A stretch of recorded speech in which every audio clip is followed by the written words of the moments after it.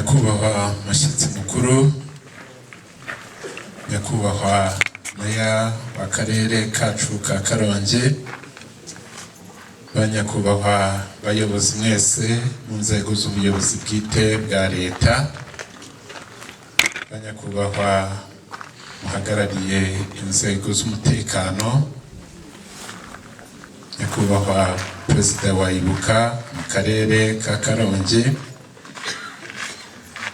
nyakubahwa visi perezida w'itorero ryacu nabwa,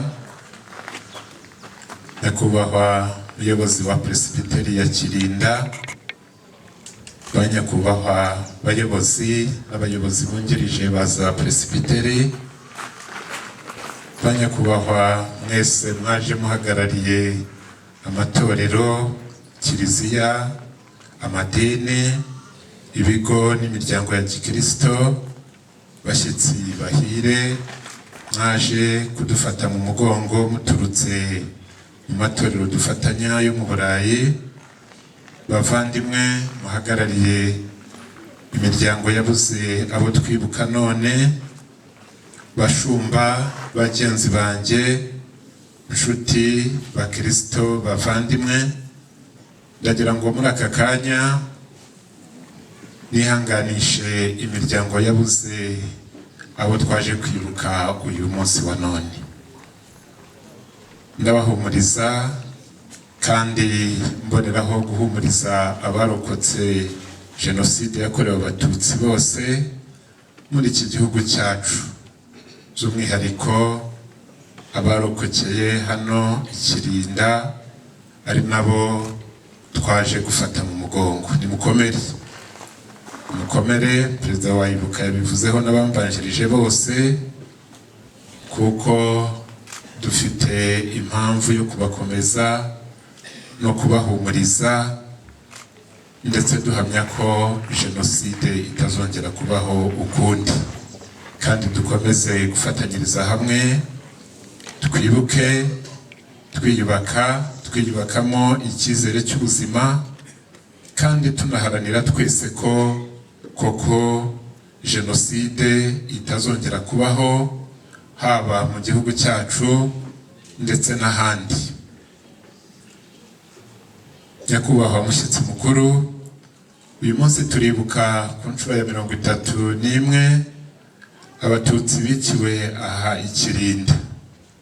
Nkaba ngira ngo mbonereho kwibutsa ko aha hantu nk'uko Bwana Gerard watwigishije yabivuze, hakorewe umurimo w'ivugabutumwa rya gikristo kuva mu mwaka w'1907. Ni ukuvuga ko ubwo abashumba n'abakristo bacu bahikirwaga bazira gusa ko ari abatutsi, hari hashize imyaka irenga 80 higishirizwa ijambo ry'Imana, habwirizwa ubutumwa bwiza, abantu basenga, baririmba, biga, baramukanya ngo Yesu ashimwe. Nk'uko byabaye mu gihugu cyacu hose, itorero presibiteriyene mu Rwanda naryo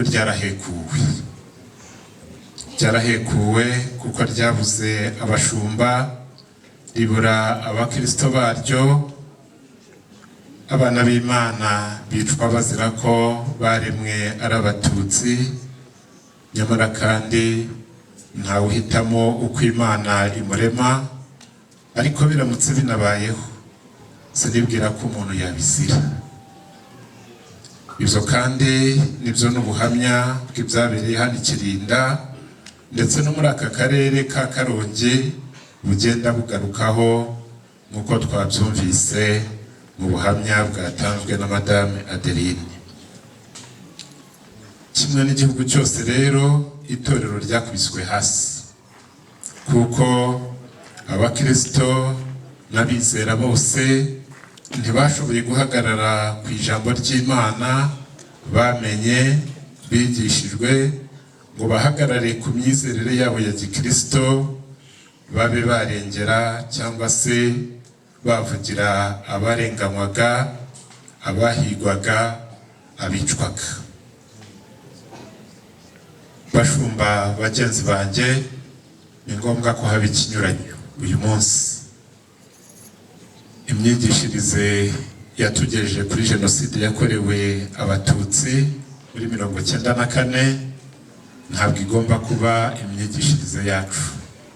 Imyitwarire y'abashumba n'abakristo ba kirya gihe ntigomba kuba imyitwarire yacu nk'abakristo n'abashumba b'uyu munsi. Yakoze perezida wa Ibuka nabikomojeho, itorero ryacu rigira umurongo n'amategeko rigenderaho iyo umuntu agaragaweho ingengabitekerezo ya jenoside, yaba umukristo cyangwa se umushumba, arabihanirwa by'intangarugero. Ubwo rero nta cyuho kigomba kubaho kandi nta no kurebera, kuko twese ari abashumba, ari abakristo nk'uko mubibona. Twahagurukiye kugira ngo turwanye ikibi kandi turwanye jenoside n'ingengabitekerezo yayo. Ni nayo mpamvu duhura dutya twibuka ko aho twavuye ari habi, ko jenoside yakorewe abatutsi ari mbi, ko yaduhekuye ikadutwara abantu, ikadusenyera igihugu, ikadusenyera itorero. Ntibishoboka rero ko hari icyuho cyakongera kubaho.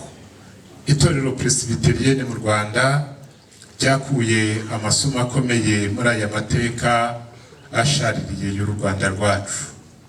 Nyuma y'ibyo bihe bikomeye, itorero ryafashe iya mbere ndetse n'ingamba zikomeye mu kongera kubaka igihugu, gukumira no kurwanya ingengabitekerezo ya jenoside, ndetse no guharanira ko itazongera kubaho ukundi. Muri urwo rwego, itorero ryafashe iya mbere rishyiraho gahunda yo kwibuka. Iyi gahunda turimo uyu munsi wa none ni igikorwa cyatangiye mu mwaka w'1995. ni ukuvuga ko iyi gahunda yashyizwe mu bikorwa kuva icyo gihe kandi yinjizwa mu buzima bwose bw'itorero, yewe no mu myemerere yaryo, kuko nk'uko mwabibonye biri muri liturji ituyobora. Dufite ibyanditswe bijyanye n'iyi gahunda. Ntabwo iyi gahunda ihabanye n'ijambo ry'Imana, ahubwo biruzuzanya.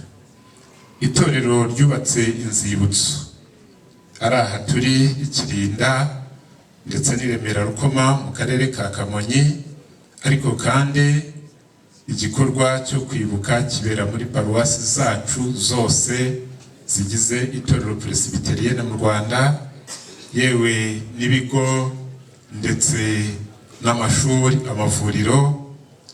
Twese dufatanyiriza hamwe kwibuka, kuko iyi gahunda twayigize ubuzima bwacu. Jenoside ikimara guhagarikwa, itorero ryashyizeho gahunda yo kwita ku barokotse, kubashakira aho kuba, kubafasha no kubaherekeza mu rugendo rwo kwiyubaka. Kandi turashimira cyane ibyagezweho muri iyi myaka 31 ishize. Itorero kandi ryanashyizeho komisiyo y'ubumwe n'ubwiyunge no kurwanya ingengabitekerezo ya jenoside. Iyo komisiyo yakoze umurimo ukomeye cyane kandi mwiza muri iyi myaka 31 ishize. Tukaba dushimira abayigize n'abayigizemo inshingano bose. Ndaboneraho no kukomoza gato ku cyifuzo Profesa Elize yatugejejeho. Turi muri gahunda zo kwandika aya mateka yacu, kandi tubigeze kuri, kuko komisiyo ishinzwe kubyandika no kubishyira ahagaragara iyobowe na Reverend Dr Olivier Ndayizeye, akaba ari nawe perezida wa komisiyo yacu. Ubwo rero ibya mbere by'ibanze byarabonetse, ariko nshimye ko yenda twamuhuza na Bwana Gerard ndetse na perezida wa Ibuka Bwana Vedaste, bakaba bagira ibyo batwongerera mu byo tumaze kugeraho. Turibwira rero ko mu gihe cya vuba aya mateka yacu tuyashyira ahagaragara, ndetse n'aha dufite icyumba hateganyijwe ko inyandiko n'ibimenyetso bihaboneka, icyo gitabo kikaba cyahaboneka. Tuzakomeza kandi gufatanya na kaminuza yacu y'Abaprotestani mu Rwanda kugira ngo ubushakashatsi n'ibyandikwa bikorwa ntibyibagirwe ayo mateka ashaririye igihugu cyacu n'itorero twanyuzemo. Itorero kandi ryagize uruhare rukomeye muri gahunda y'isanamitima, habaho kubaka amahoro mu muryango nyarwanda no muri sosiyete, ndetse no kongera kubanisha abanyarwanda, kandi ibyo byagize uruhare rukomeye mu buzima n'imibereho by'abanyarwanda. Kwibuka rero ni ngombwa kandi ni inshingano kuri twebwe abakristo, cyane ko nk'uko nabivuze tubitegekwa n'ijambo ry'Imana. Ni ngombwa ko dusubiza amaso inyuma kugira ngo twibuke aho tuvuye, tumenye inzira twanyuzemo, hanyuma bidutere kumenya neza icyerekezo dufata, tumenye aho tujya ndetse n'ingamba twafata kugira ngo dushobore kuhagera neza. Imyaka 31 irashize itorero riharanira kwiyubaka no kongera kugarurira icyizere cyo kubaho abarokotse Jenoside yakorewe Abatutsi, ariko kandi rikagira n'uruhare mu kubaka ubuzima bw'abanyarwanda muri rusange. Turashima Imana kubw'ibyagezweho kuva twatangira iyi gahunda yo kwibuka ndetse n'urugendo rwo kwiyubaka. Dushimira abashumba bose n'abanyetorero babigizemo uruhare rukomeye. Turashimira kandi ubuyobozi bw'igihugu cyacu, kuko turafatanya ku nzego zose, kuva yewe hasi cyane ku isibo kugera ku buyobozi bukuru bw'igihugu turafatanya. Kandi itorero ryacu umurimo rikora ugarukira gusa mu gihugu, kuko tubana n'amatorero y'inshuti akorera ku isi hose. Nk'uko mwabibonye, turi abanyamuryango mu miryango mpuzamahanga. Ubuvugizi bwose twakora kugira ngo ubutabera bubeho tuzabukora, kandi nta nubwo dukwiye kubisabwa, kubera ko guharanira ubutabera ni umurimo w'itorero. Turashimira abafatanyabikorwa bose mu byiciro byose, uko twagiye dufatanya kugira ngo twiyubake tube tugeze kuri iki gipimo turiho uyu munsi wa none.